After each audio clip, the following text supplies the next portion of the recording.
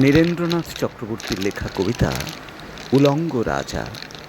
সবাই দেখছে যে রাজা উলঙ্গ, তবুও সবাই হাততালি দিচ্ছে, সবাই চেঁচিয়ে বলছে সাবাস সাবাস।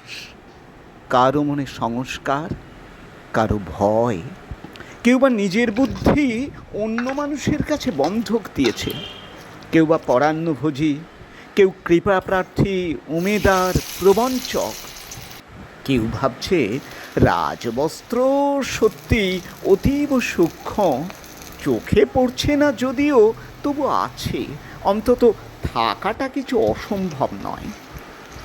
গল্পটা সবাই জানে, কিন্তু সেই গল্পের ভিতরে শুধুই প্রশস্তি বাক্য উচ্চারক, কিছু আপাদমস্তক ভীতু, ফন্দিবাজ অথবা নির্বোধ স্তাবক ছিল না।